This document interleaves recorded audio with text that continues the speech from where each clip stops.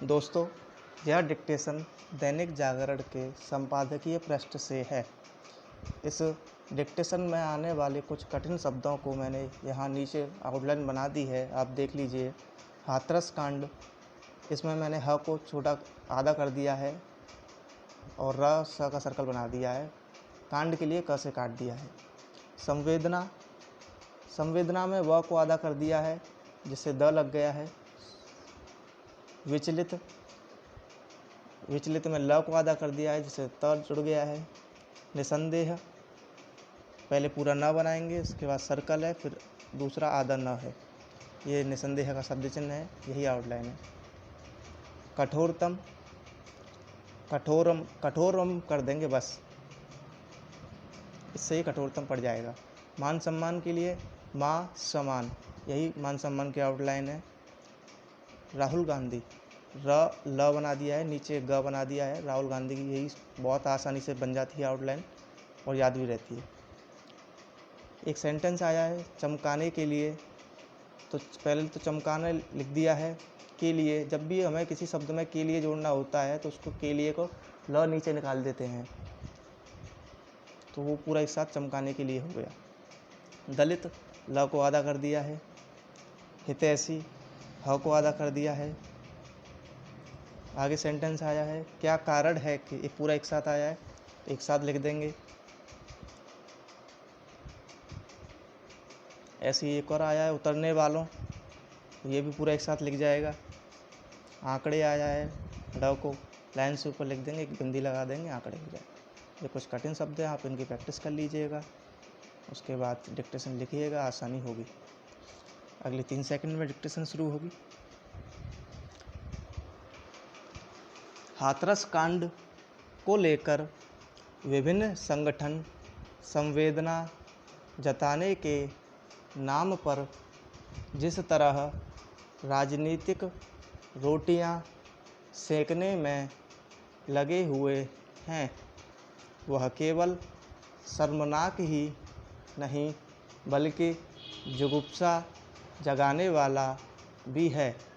विचलित करने वाली इस घटना पर कितनी छिछली और सस्ती राजनीति हो सकती है, इसका उदाहरण हैं उन मुख्यमंत्रियों के भी नसीहत भरे बयान जिनके अपने राज्य में ऐसी ही घटनाएं घटती रहती हैं।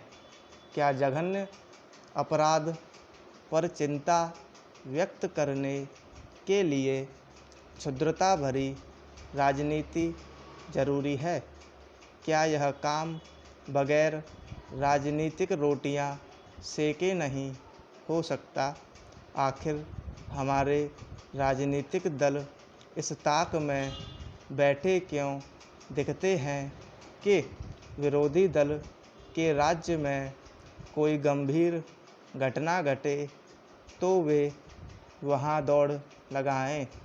क्या इस तरह की गिद्ध राजनीति से समाज की उस मानसिकता का निदान हो जाएगा जिसके चलते कमज़ोर तबके हिंसा का शिकार बनाए जाते हैं? निसंदेह हाथरस कांड की कठोरतम स्वर में निंदा होनी चाहिए, लेकिन यह बताने के लिए नहीं कि उत्तर प्रदेश को छोड़कर शेष देश में दलित समुदाय का मान सम्मान हर तरह से सुरक्षित है, या फिर दुष्कर्म की घटनाएं केवल इसी प्रदेश में घट रही हैं।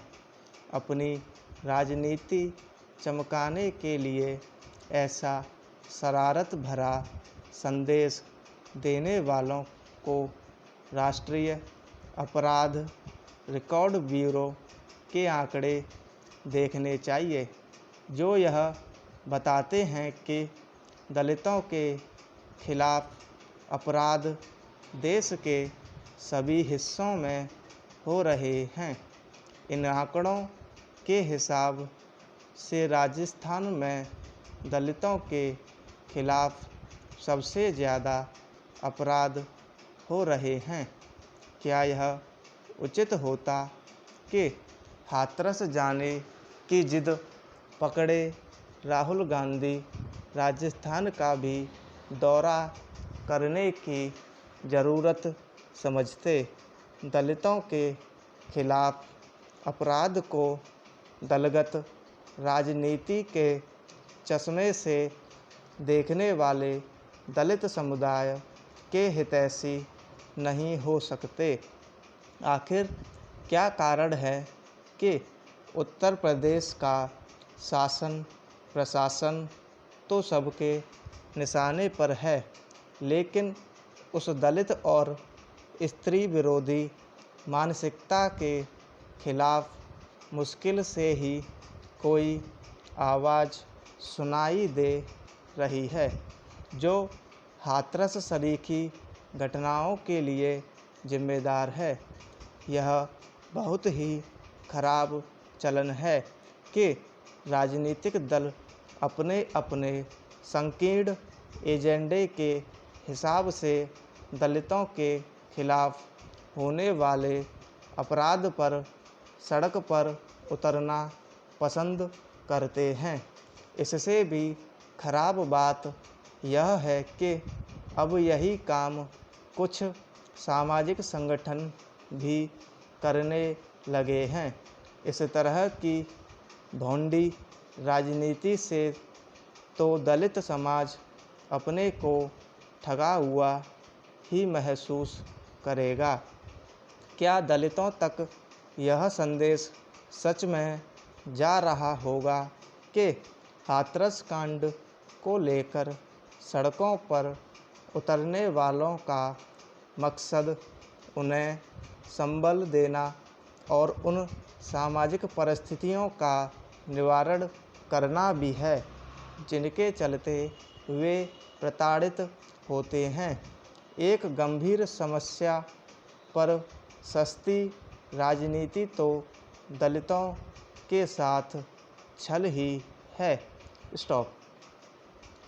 दोस्तों, अगर आप नए हैं इस चैनल पर तो आप इस चैनल को सब्सक्राइब कर लीजिएगा, लाइक करिए और कमेंट बॉक्स में बताइए कि आपको किस किस स्पीड में डिक्टेशन चाहिए।